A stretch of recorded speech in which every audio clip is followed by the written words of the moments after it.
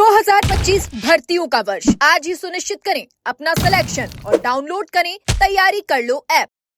नमस्कार, एजुकेशन नगरी में आपका स्वागत है और मैं हूं आपके साथ विनीत। आरएएस मुख्य परीक्षा को पोस्टपोन करने की मांग लगातार चल रही है और इसको लेकर लगातार राजस्थान यूनिवर्सिटी में धरना प्रदर्शन चल रहा है। कई अभ्यर्थी भूख हड़ताल पर बैठे हैं। 80 से 90 घंटे हो चुके हैं तो किसी को 60 से 70 घंटे हो चुके हैं। और महिला अभ्यर्थी 2 अभ्यर्थियों की क्रिटिकल सिचुएशन है। 3 लड़कियों को अस्पताल में एडमिट करवाया जा चुका है। एक और अभ्यर्थी को अस्पताल में एडमिट करवाया था। लगातार 2 से 3 बार उसको भी लेकर जाया जा चुका है। और सेना के जो रिटायर्ड जवान हैं वो भी यहाँ पर भूख हड़ताल पर है। और हमारे साथ एयरफोर्स के रिटायर्ड जवान हैं जो अपनी कुछ मांगे भी रखना चाहते हैं, बातें कहना चाहते हैं, क्योंकि लगातार जो सेना के जवान हैं उनका मुद्दा उठ रहा है कि उनको समय भी नहीं मिला। तो क्या कहना चाहेंगे? लगातार धरने पर बैठे हैं और सरकार से लगातार न्याय की गुहार लगा रहे हैं। जय हिंद। मेरा नाम सार्जेंट मनीष कुमार रिटायर्ड है। मैं सेना से एयरफोर्स से 31 दिसंबर 2025 में रिटायर हुआ हूँ। हमारी सरकार से मांग यही है कि इस आरएएस मेन परीक्षा को आगे किया जाए, अभी स्थगित किया जाए और उचित समय देकर। देखिए, इसमें 2 चीज़ें हैं। एक तो क्या है कि हमारे कुछ मित्र ऐसे हैं, हमारे कलीग हैं जो हमारे साथ काम करते हैं, उनको सेना सेवा के अंतिम वर्ष में एक मौका मिलता है मुख्य आरएएस परीक्षा में अपीयर करने के लिए। बहुत से मेरे दोस्तों ने जो मेरे अभी सर्विस में हैं, उन्होंने प्री क्लियर किया है और मेंस लिखने के लिए वो 2 महीने की छुट्टी लेकर आए थे। ऑपरेशन सिंदूर के कारण उन सभी दोस्तों को वापस बुला लिया गया है और देश सेवा में उन्होंने बिना कुछ सोचे समझे तुरंत अपनी छुट्टियां सरेंडर कर वो अपनी देश सेवा के लिए पहुंच गए। वहां जाने के बाद में देश सेवा सर्वोपरि हमारे लिए पूरा ध्यान दिया गया देश सेवा के ऊपर, और वहां पे जाके उन्होंने अपना पढ़ाई को बंद कर दिया। अभी उनके साथ न्याय नहीं होगा अगर इस समय, हालांकि छुट्टियां अभी खुल गई हैं, कुछ एक दोस्तों को छुट्टियां मिली हैं, लेकिन ये उनके साथ न्याय नहीं है। मैं चाहता हूं कि उनके साथ न्याय हो, उनको उचित समय मिले ताकि वो बाकी अभ्यर्थियों के साथ compete कर पाएं। दूसरी मांग ये है कि 2023 के मेंस का रिजल्ट अभी तक जारी नहीं किया गया। जब तक उसका रिजल्ट जारी नहीं किया जाता है तब तक अगली परीक्षा ना करवाई जाए।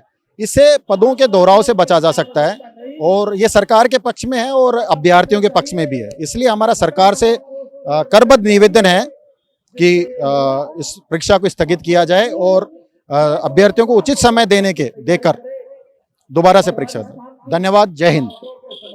और भी हमारे साथ मौजूद हैं सेना के जवान, उनसे भी बात करेंगे। तो लगातार जो सेना के जवानों का जो मुद्दा है वो उठ रहा है और यहाँ धरने में भी प्रमुखता से ये मुद्दा उठाया जा रहा है कि सेना के जवानों को ज्यादा नुकसान हो रहा है। तो इसका क्या रहता है? जो सेना के रिटायर्ड जवान है वो भी एग्जाम दे रहे हैं और जो ऑन ड्यूटी हैं वो भी एग्जाम देना चाह रहे हैं। तो इसका क्या क्राइटेरिया रहता है, कब तक दे सकते हैं? एज ग्रुप का भी कुछ रहता है इश्यू। तो लगातार ये जो मांगे उठ रही है। पहले तो सभी देशवासियों को जय हिंद और मेरे प्यारे राजस्थान वासियों को जय हिंद। साहब, जो प्रैक्टिकली सिचुएशन ऐसी है कि हमारे जो सेना के जवान हैं, जो सर्विंग है, मेरे जो कलीग्स हैं, उनमें से कईयों ने मेंस एग्जाम क्लियर किया है, लेकिन ऑपरेशन सिंदूर की वजह से उनको अपनी लीव सरेंडर करनी पड़ी है और उन्होंने देश सेवा को प्राथमिकता देते हुए अपनी लीव सरेंडर की है। और नॉर्मल जो हमारा वर्किंग आवर्स होता है वो 8 आवर्स का होता है। उस दौरान 8 आवर्स की ड्यूटी करके 8 आवर्स को आराम से सोने के लिए मिल जाते हैं और 8 घंटे में बचे हुए 3-4 घंटे पढ़ाई कर सकते हैं। लेकिन ऑपरेशन के दौरान प्रैक्टिकली चीज़ मैं आपको बता नहीं सकता, यहाँ पे डिस्क्लोज नहीं कर सकता, लेकिन भी जो सर्विस जो ड्यूटी आवर्स होते हैं वो बढ़ के 15 से 16 घंटे हो जाते हैं। आप समझ सकते हो कि 15 से 16 घंटे ड्यूटी करने के बाद में एक सैनिक कैसे अपनी पढ़ाई करेगा।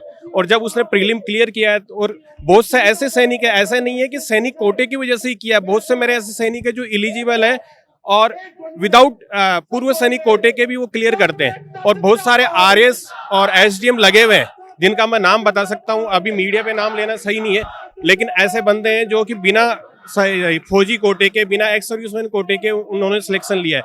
तो ऐसे भी कई बंदे हैं, उनको समय मिलना चाहिए।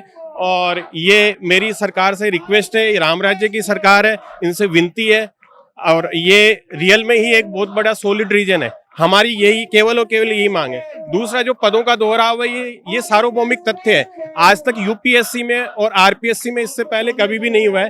तो ये तो सरकार को समझना चाहिए, ये प्रशासन को समझना चाहिए, और प्रशासन में जो लोग बैठे हैं वो हमसे काफ़ी एजुकेटेड है और इस मामले में obviously they are having the knowledge of the things.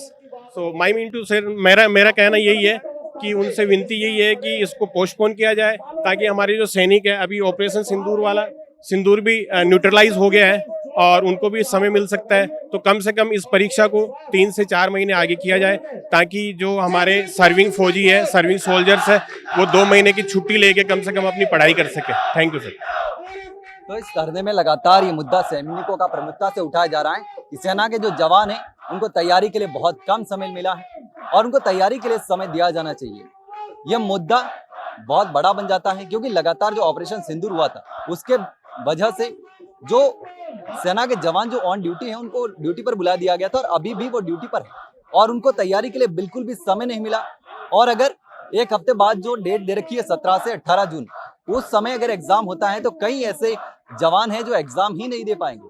तो ऐसे में लगातार ये मुद्दा उठ रहा है, लगातार ये मांग की जा रही है सरकार से, लगातार आरपीएससी से ये मांग की जा रही है कि एग्जाम को पोस्टपोन किया जाए, आगे बढ़ाया जाए। और सबकी यही मांग है, सबके रीजंस अलग अलग है, लेकिन सेना के जवानों का ये कहना था कि उनको समय नहीं मिला, उनको बहुत कम समय मिलता और उसके लिए थोड़ा सा समय उनको दिया जाना चाहिए।